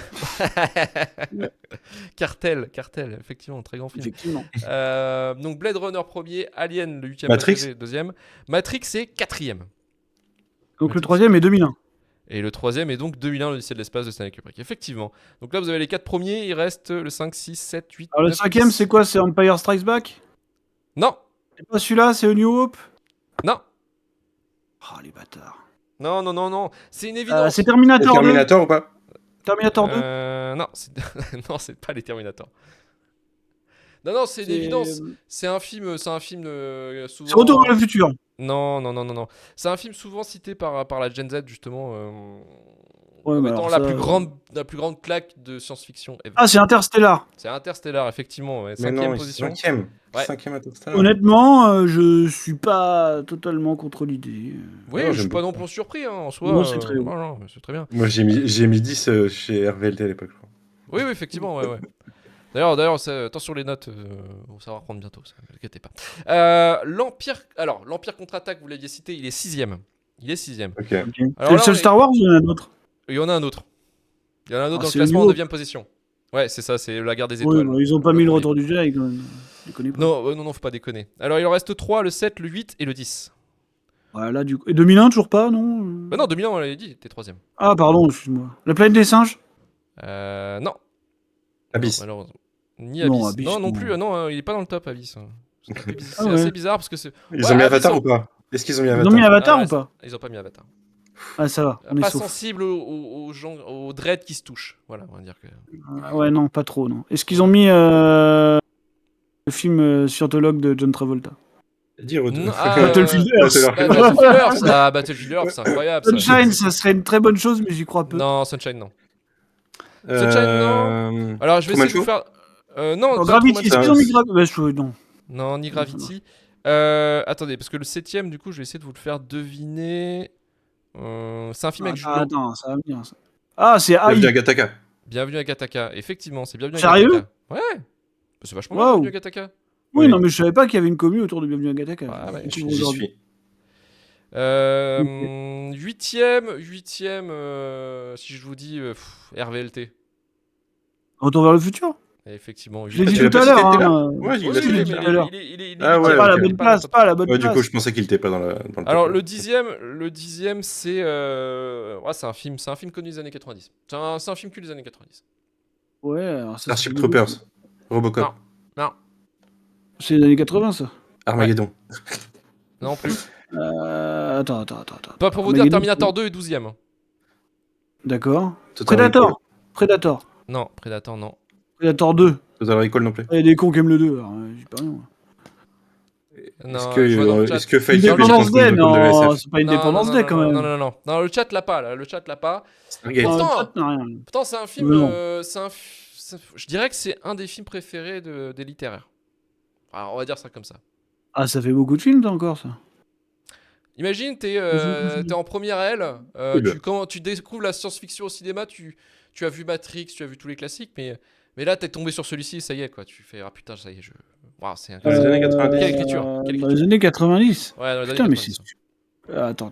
Non, c'est pas Solaris, c'est pas Cinquième élément, c'est pas... Mais non, Solaris, non, bah, vous êtes malade, personne n'a vu Solaris. Cinquième élément, j'aurais. Ouais, Non. j'aurais- Cinquième j'aurais élément, gagné. Solaris avec Georges Clooney, alors. Ah oui, d'accord. Dans les années 90, mais personne l'a vu, celui-là. Du coup, ça y était pas Truman Show. Non, Truman Show, c'était, je sais plus, c'était le meilleur film des années 98, ou je sais plus, je crois que c'était ça qu'on avait vu, Manu. Ouais, ça y était Dans un les truc années 90, tu découvres, t'es en première... Attends, j'essaie de me mettre en première aile, là. Vas-y, porte le Sarwell. Je suis en première aile, j'ai mon Sarwell, je fais du Diabolo. Je me dis, ouais, qu'est-ce que je vais voir comme film? Je sais que Karim adore ce film. Ah, Ouais. ça, c'est un indice. Ça. Ouais. On a peut-être parlé, du coup. L'armée des 12 singes. Putain, c'est Alizé qui l'a trouvé. Putain, Effectivement, c'est bien l'armée des joué, singes. Bien De joué. Terry Gilliam, effectivement. Ça, je l'aurais pas eu. Bah Pas si haut. ouais, non, c'est ça, mais c'est... Voilà, c'est... Moi, Après, je comprends direct le côté première L. Oui. Ouais. Ouais, mais... Je l'aurais pas eu si haut, tu vois. Mais Il c'est manque- extrêmement... Là, le classement, il est extrêmement classique. Hein. C'est vrai que là, pour le coup... Non, mais attends, il est surtout... Il y a rien avant les années 80, en fait, à part 2001, quoi. Si. Ah oui. Non, si, bah, Alien, 79. Oui, il en reste 79. Ouais. Mais c'est vrai qu'en termes Pour de... les ouais, en mecs, termes- il y a pas Soleil Vert, quoi. Ou ce genre de truc. tu vois. Ah, mais c'est Attends, bien, je vais quand essayer de trouver. Parce que la planète des singes est 15ème. Planète Il y a des de la singes est guerre des 15ème. mondes, Metropolis le jour où de la Terre Fritz s'arrête. Lang. Ouais, Metropolis de Metropolis, Fritz Lang. Il est, même. Tu vois, le jour où la Terre 18e. s'arrêta, nord de Robert Wise, ce genre de truc, non. Ils l'ont pas. Attends, je vais Ouais, essayer non. de te trouver des trucs de avant les années 80. Ouais, c'est quand même sacrément posé là-dessus sur les... Ah bah Soleil Ah, Vert, mais bon. Soleil Vert, il est Toujours les 37ème. mêmes refs. Voilà. Toujours les mêmes refs, pas sûr. Stalker de Tarkovsky est 39ème. 39ème, bah putain. Bah Bravo. l'original Où est de- Fortress Où est Fortress Attends, oui. bah, on va peut-être y Ah, arriver. Fortress. on va Oh, peut-être y bah, arriver. non, Non, mais il y a ça, la je pense jetée, quand même, faut pas déconner, hein. Il y a la jetée de Chris Merker, donc qui était l'original de l'Armée des 12 singes. Oh, après, bon, c'est compliqué. Il y a pas les Solaris, Robocop, du coup, qui se Solaris de passent quelque Tarkovsky, 72, donc qui est 44ème. Rencontre du 3ème Ah ouais, genre, ils ont 45e. décidé de détester ça, quoi. Ouais, d'accord. Après, bon, en fait, si tu veux, le méthode de calcul, je crois que c'est, comme je disais, c'est les gens qui remplissent leur top 10 des meilleurs films de science-fiction. Non, mais j'aime bien. Et pour le coup, après, c'est De toute façon, quelque vous Les êtes gens bien. les ont vus, tu y pensé. En plus, c'est bon, c'est un site qui attire le public de ce genre de truc, on le sait. clairement. Après. J'ai jamais cherché à savoir sur quel agrégateur tu vas en plus, du coup. Ah, si, Ah bah, on va pas le français. citer. On va pas le Ah, celui qui citer. est français. Français. Ouais. Mais Ah, mais ça change la moi- vision des choses, en même temps. envoyez-nous un mail. Parce que je pense que tu prends un top américain, t'as peut-être pas les mêmes. Tu vois, tu parlais de Planète Interdite, il est 80ème, donc de 56. Non, je disais Soleil Vert. Ah moi. ouais, mais Soleil Vert, il est 37ème. Ouais. Ouais. Planète Interdite, Qu'est-ce qu'il y a d'autre encore d'intéressant? Équilibrium, il est où, du coup? Il est pas dans le Non. classement. Et là, je le vois. Mais non. Quand même, Le jour- Manu. Le jour où la Terre s'arrêta, 50. Je parle de la version de 99e. Robert Wise, hein, pas le truc horrible. pas le truc avec Keanu Reeves. Non, c'est le truc original de Robert Wise qui est 98ème. Après, c'est Vidéodrome, 99ème. Et bien sûr, le centième. Alors, le centième, il fait toujours rire parce que. The Thing est où? The Thing est dans les top 20. Mais Ah oui. le film qui me fait toujours rire de René, c'est René Laloux. C'est toujours le film qu'on cite chaque fois si tu veux être un peu plus edgy que les autres. C'est La Planète Sauvage, le film d'animation français. Qui est, de 1973. Ouais, Ça, il y a un youtubeur un peu connard que je déteste qui le cite souvent avec le roi et Mais l'oiseau. non, on s'en bat les couilles. Hein. Mais oui, clairement. Clairement. mais Ah, donne bah des c'est. noms, vas-y. Ah oui, c'est. Tu sais, Marty, là, Marty McCouille, là. Ah ouais, ok, d'accord. Lui, il est imblairable. Mon Dieu. Ah ouais, je vois, ouais. Imblairable de chez imblairable. Il le cite souvent. Ce truc-là. Imblairable. C'est Ouais, vraiment. t'as raison. Ouais. Vraiment, Non, mais voilà. citer des trucs, quoi. Bah ouais, on cite bien Ah, sûr. mais Bien carrément, sûr mais les t'as le noms. droit de... Tu sais, t'as le droit de citer les mecs qui continuent de bosser avec des mecs qui tabassent leurs femmes, hein. Je veux dire, il y Bah a oui, on a le droit. Bah zéro, oui, zéro, zéro zéro problème, guilty. zéro problème à citer ça, hein. Franchement, let's go. On va Aucun passer problème. aux recommandations culturelles. Et on va commencer avec Ouais. Marvin. Marvin, qu'est-ce que tu nous recommandes? Ah bah, déjà, ne regardez jamais cette chaîne YouTube de merde, c'est ma Merde, première recommandation. voilà, c'est Voilà. ça. La deuxième, ça sera un jeu vidéo qui est rapide. Un jeu vidéo qui est sorti dans le Game Pass il y a quoi, il y a une semaine, un truc comme ça, qui s'appelle Still Wake the Deep. Waouh. Ah oui, si, je crois savoir ça. Voilà. Oui, je vois l'esthétique du truc. C'est un espèce de walking simulator, on va dire, avec quelques scènes d'infiltration, Ouais. qui me permet de vous rappeler que l'infiltration en vue subjective, c'est toujours une mauvaise idée, vous êtes chiant. C'est assez insupportable. Mais en tout cas, pour vous situer Alors, le truc, ça se je vais passe te dans dire, les années 70. c'est pas mieux. Enfin, le pire truc dans un jeu vidéo, c'est pas ça, c'est les missions d'escorte. Ça, c'est relou. Oui, mais l'infiltration en vue subjective, c'est chiant. Ah oui, bah c'est Tu vois Amnesia, rien quoi. Tu vois, autour, c'est tu vois. insupportable. Bah, c'est la même équipe qu'Amnesia, hein. C'est Ah leur ouais. jeu suivant, en fait. Ok. Enfin, l'équipe a changé, mais c'est le même studio. Pitch, vas-y. Donc, l'histoire se passe dans les années 70 sur une plateforme pétrolière qui, vous vous en doutez bien, va forer trop loin. Et donc, il y a un truc qui va sortir de sous la mer, une espèce d'entité qu'on pourrait définir comme étant Lovecraftienne, et puis il y a qui va changer les gens qui sont sur cette plateforme pétrolière, voilà, pour ni plus ni moins nous faire un espèce de Ah The oui, Thing. X-Files. Hein Oui. Non, C'était Ou pas Trigger. tous les The, trucs, ou hein, The tous les Thing. trucs, tous les Voilà. trucs. Ou disons que ça va transformer certaines personnes Spark.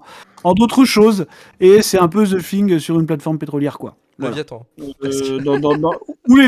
Ou Léviathan, si vous voulez, c'est vrai, il y a quelque chose de Ah, c'est Léviathan. dans un sous-marin, Léviathan, mais il y a une idée. Il y a une idée. Ah, il y a un truc. Et donc, du coup, on incarne un espèce de personnage qui n'a absolument aucune capacité, à part être l'électricien de la plateforme pétrolière, et qui n'est donc absolument pas préparé à se retrouver confronté à des déjà créatures une étranges, ou en tout qualité. cas à des gens. Oui, voilà, on répare beaucoup de fusibles dans le jeu. Mais on va se retrouver dans une... Oui, alors c'est un petit truc qui dure 5-6 heures, on va dire, en vue subjective totale, qui fait tout pour être le plus flippant possible. Il faudrait que je demande à ma consultante en flippomètre si ça fonctionne ou pas. A priori, oui. Il nous faut une comme échelle toujours, de 1 à j'arrête. 10. Il nous faut une échelle de 1 Voilà. à 10. De quand 1 même. à 10 De 1 à 10 sur le flippomètre 8 Ah, 8 quand même. Ouais, 8 quand même. 8 quand Voilà. même. Vous savez que j'ai de gros problèmes pour m'impliquer dans les jeux vidéo, donc du coup c'est compliqué. Mais en tout cas, il y a des gens sur qui ça marche beaucoup. Donc voilà. Donc oui, on va dire 5-6 heures entre un peu d'exploration, de l'énigme tranquille, et puis surtout, une ambiance très réussie. Et puis, enfin, la grande réussite, c'est de faire quasiment de la plateforme pétrolière le personnage central du jeu, en fait. Je veux dire, ce qu'il y a de plus effrayant, c'est pas vraiment le genre de créature qu'on va pouvoir croiser ponctuellement. C'est vraiment, il y a un travail assez fou qui a été fait par un des développeurs en particulier, dont j'ai oublié le nom, qui a de très gros problèmes de claustrophobie, en fait, dans la vie, et qui a centré à peu près toute la progression du jeu autour de ça. Et c'est vrai que le jeu réussit très très bien ça. C'est-à-dire qu'on se retrouve très souvent sous l'eau, dans des couloirs étriqués, où on va se noyer beaucoup. Voilà, trigger warning si vous avez, si vous avez des problèmes avec ça. On se retrouve beaucoup sous l'eau, dans le noir, ce genre de choses, dans des endroits sans lumière, sans issue visible. Si vous êtes claustrophobe à un niveau assez élevé, c'est peut-être pas tout de suite pour vous. Hein, voilà. Même Mais en jamais. tout cas, le jeu travaille énormément autour de ça, et il le fait vraiment super bien. Voilà. Donc ça s'appelle Still Wake the Deep, ça doit valoir une 30aine d'euros je pense sur les stores, et sinon c'est sur le Game Pass pour ceux qui l'ont. Donc ça vaut vraiment le coup d'essayer, c'est vraiment pas mal. Ok. Donc c'était. Attends, c'était quoi le type? Parce qu'il est un peu complexe. C'était quoi? Still Wakes the Deep. The Deep. Ok, ça marche. Manu de ton côté. Alors moi, c'est, je me demande si j'en ai pas parlé quand c'est revenu il y a quelques semaines ou mois, mais c'est la nouvelle saison de Doctor Who qui vient de se terminer du coup. Alors c'est Oui. dispo On en a déjà parlé. sur Disney Plus ou ailleurs, mais la saison 1 du nouveau revival, donc la 3e saison 1 techniquement, qui marque le retour de Russell T Davies en showrunner, qui était showrunner à l'époque de retour saison 1 en 2005. Ok, Je d'accord. rappelle que Doctor Who est une série qui existe depuis un peu plus de 60 ans maintenant. Et du coup, qui a vécu un certain nombre de vies, un certain nombre de docteurs. Là, c'est du coup la saison de Ncuti Gatwa, de l'acteur de Sex Education. Voilà, pour simplifier, si vous voyez visuellement quand on vous annonce le nouveau docteur. C'est très bien. C'est vraiment retour de l'esprit. Il y a des ficelles narratives, des schémas, des trucs. On retrouve l'esprit de ce qu'on voyait de Russell T. Davies il y a 20 ans, maintenant quasiment. C'est aussi Doctor Who qui rappelle que les gens qui disent que l'art ne doit pas être poétique peuvent bien aller se faire foutre parce que à peu près tous les épisodes sont poétiques assez très clairement. Et ouais, ça fait du bien. Ça fait du bien de revoir cet esprit Doctor Who qu'on avait un petit peu perdu ces dernières années. C'était pas mal, mais Chris Chibnall et Stephen Moffat en showrunner, c'était quand même pas la même ambiance, quoi. Ok, et Doctor Donc Who, allez mais regarder c'est Doctor Who sur sur Disney+. Disney+. Ouais, c'est ça, hein, c'est sur Disney+. Ouais. Hein. Maintenant, c'est coprod avec Disney d'ailleurs. Ouais, c'est ça, parce qu'ils ont Pour repris ça, la je pense licence. qu'ils ont fait saison 1, c'est que Oui, nouveau une reveal, quoi. histoire, voilà, une nouvelle vibe, Mm. parce que voilà, c'est un nouvel coproducteur, tout ça. Alors après, du coup, comme la série, enfin comme l'itération de 2005 bah, était pas un reboot, quoi, c'est une suite, du coup ça faisait des références à l'ancien. Là, ça fait toujours des références à la fois à l'époque de 2005 et à des choses bien plus vieilles, ne serait-ce qu'avec la menace de la saison. Ok, ça marche. Donc Doctor Who, saison 1 x 3, donc la troisième fois qu'on reboot la série, d'accord. Volume 3. Ça va, et franchement, en 60 ans, ça va, ils ont été plutôt fers. Hein. Oh, ça Ouais, va. ça va. Ça va, ça va, ça va, ça va. Moins de reboot que Euh, Marvel. Voilà, exactement, tout à fait. Alors maintenant, moi de mon côté, bon, je vous recommande toujours la série Snowfall, ça y a pas aucun doute. Ah, est-ce qu'on en a déjà parlé? Ah oui, ouais, c'est la quatrième fois. Mais par contre, j'ai vu The Backriders de Jeff Nichols pour le coup, et c'était vachement bien. C'était vachement bien. Ouais. C'était. Est-ce que ça sent le cuir et la clope? Ça sent le cuir et la clope, effectivement. Ça sent le Ça a l'air. cul, ça sent la bière, ça sent le Tennessee. Non, non, c'était vachement bien. Donc, en fait, c'est un film qui a des problèmes. Alors, pour une fois, chez un Jeff Nichols, il y a un problème de prod. Du fait que en fait le film à la base c'était la Fox Disney via Searchlight Pictures. En fait normalement le film a été produit, le producteur ont décidé que le film était beaucoup trop chiant et allait se planter et l'ont revendu, donc les droits d'exploitation ont été rachetés par Universal qui l'a distribué sous leur label Focus Pictures. Et pour le coup en fait le film a une vibe dans la première partie qui n'est pas habituelle chez Jeff Nichols, puisque ça copie un petit peu Les Affranchis de Scorsese. Ce qui fait un truc assez quand même chelou de la part de Jeff Nichols, qui est plutôt habitué à faire des films plutôt contemplatifs, sans voix off. Et là, qu'est-ce qu'on se tape? Une voix off qui présente les personnages avec des freeze frames, avec des ah voilà le personnage est là. Tu vois, c'est bizarre parce que ça commence un peu comme tu sais la première phrase des Affranchis depuis longtemps. Je pense toujours voulu être un gangster. C'est à peu près le même début. En fait. Et ce qui est un truc un peu quand même trop emprunté et trop décalé par rapport à Jeff Nichols. Mais ça, c'est un problème, je pense, lié au distributeur qui a remonté le film pour rendre, entre guillemets, le film plus vendable et moins chiant, moins contemplatif qu'on a l'habitude de voir chez Jeff Nichols. Maintenant, au-delà de ça, au-delà de ce problème de structure qui n'est pas vraiment très qui n'est pas très Jeff Nichols, le film, on reprend vraiment les thèmes, l'image, le côté nostalgique, mais en même temps un peu de distance. Il y a vraiment, c'est vraiment le cinéma de Jeff Nichols à fond, et c'est vraiment super en fait. Faut vraiment être, si on est vraiment fan du réal, on est tout de suite happé par le truc. Le casting est vraiment très bon. Enfin, c'est le meilleur film de Steven Butler, hein, très clairement, qui incarne une espèce. Attention. Oui, c'est vrai qu'il y avait Elvis. Voilà, ça peut jouer avec Elvis. Disons que c'est ex aequo avec Elvis. Mais voilà, il incarne une figure du motard. On va dire qu'il y a un peu une mise à jour de Marlon Brando, voilà, dans les années 60, mais en même temps qui rappelle un peu la virilité, notre virilité que maintenant de notre époque, tu vois. Mais voilà, il y a aussi Jodie Comer, il y a Tom Hardy, il y a aussi un caméo de Norman Reedus, toujours Michael Shannon aussi forcément dans le casting. Non, mais c'est un film super, ça raconte vraiment, en fait, là, cette fois-ci, au lieu de se concentrer sur la famille, sur la paternité, là, disons que c'est les relations au sein d'une communauté. En fait, vraiment, là, ça va se concentrer là-dessus, puisque on suit l'histoire d'un gang de motards qui est les Vandals, qui, au fur et à mesure ça traverse à peu près 20 ans, il me semble, qui, disons, change et il y a des nouveaux membres qui vont un peu pervertir l'esprit déjà du truc. Il y a tous les liens avec l'allégeance, enfin vraiment beaucoup de choses là-dessus. Et c'était vraiment très bon film, très bonne musique encore une fois, extrêmement beau. Je sais que par exemple, alors j'ai écouté d'autres nos collègues, on va dire nos collègues, mais par exemple chez Satan pour un film, chez Capture Mag, ça m'a fait rire parce que Stéphane Moïsakis défonce le film, mais en même temps, il ne l'a jamais vu, un Jeff Nichols. Donc pour le coup, effectivement, si vous n'êtes pas habitué à ce genre de cinéma-là, parce que ça ressemble un peu à la balade sauvage aussi, hein, très clairement. Ils avaient détruit Midnight Special à l'époque. Hein. Oui, mais voilà, mais ils s'en souviennent plus, je crois, parce que du coup, personne n'était là, on dit, Midnight Special, ça nous dit rien. Mais pour le coup, effectivement, le film a je pense, très peu de chances déjà de marcher. Je me suis pas trop renseigné sur les entrées là sur la première semaine, mais effectivement, faut être un peu un fan déjà du réal. Faut aimer peut-être aussi le cinéma, le Southwest Gothic, un petit peu les motards aussi forcément. Puis la moto quoi. Oui, mais la moto. La moto, ça parle beaucoup Bécane aussi.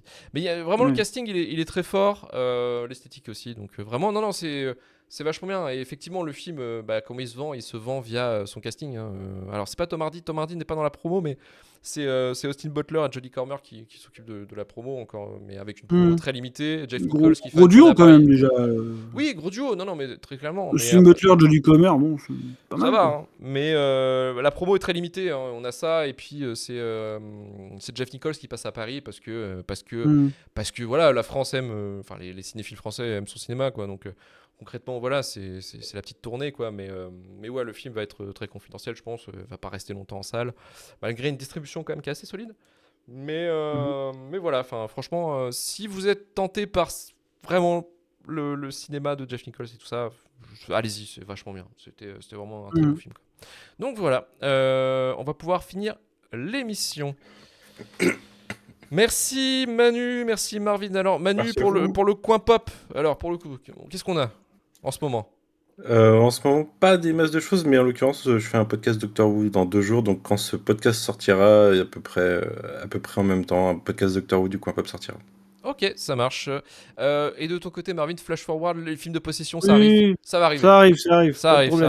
Je suis fatigué, mais ça a intérêt d'être un banger. Moi, je l'attends. Ah, ça l'est, pas de problème. Donc ça, et puis nous, bien sûr, le début de la fin, on arrive très prochainement avec un épisode absolument chiant qui s'appelle Dolmen, voilà, qui a été proposé par Karim et on le teste tous.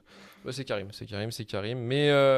Mais voilà, c'est une expérience assez incroyable de redécouvrir ça 20 ans plus tard. Soutenez-nous sur Patreon. 3 forfaits disponibles. Le forfait à 3€ chez Litz Prime pour avoir l'épisode. On a perçu les 15 000 € pour la tribune. Enfin, je sais pas, moi j'ai perçu. Oui, on attend l'argent. Oui. Effectivement, on l'a pas eu cette tribune. Effectivement, cette fameuse tribune. Donc on a signé effectivement pour voter le nouveau Front Populaire. Voilà, parce qu'il faut pas oublier qu'effectivement il faut aller voter. Alors l'épisode sera sorti après le premier tour, en espérant, croisant les doigts, que ce soit pas trop la merde et que que ce sera encore on sera sur le combat du second tour.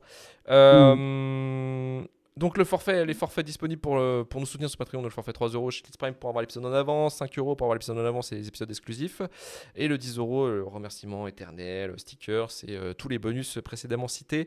On remercie justement, en parlant politique, on remercie notre nouveau donateur Usul avec un E qui a reçu le Shit Plus.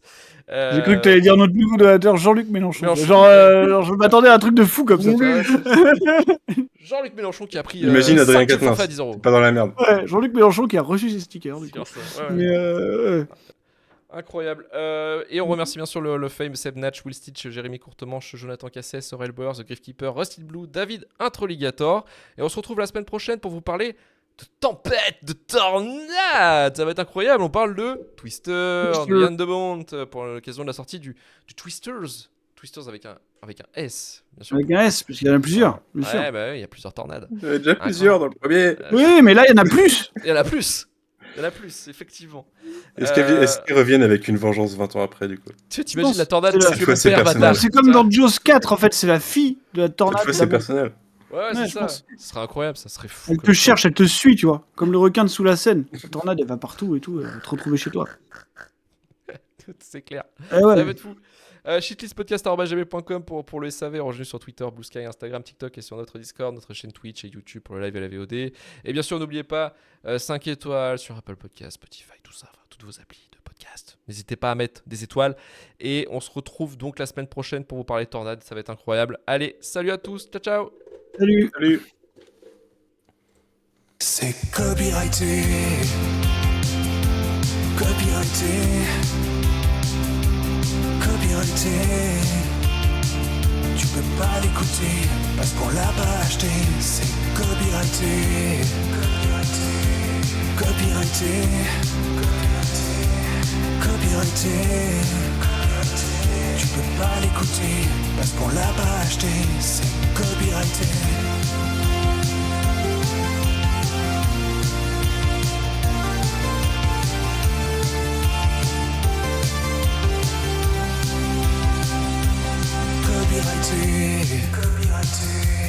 On n'a pas de blé, mais tu peux m'en donner. Tu peux pas l'écouter parce qu'on l'a pas acheté. C'est copyrighté. Copyrighté. Copyrighté. Tu peux pas l'écouter parce qu'on l'a pas acheté. C'est copyrighté. Copyrighté. Copyrighté. Tu peux pas l'écouter parce qu'on l'a pas acheté. C'est copyrighté.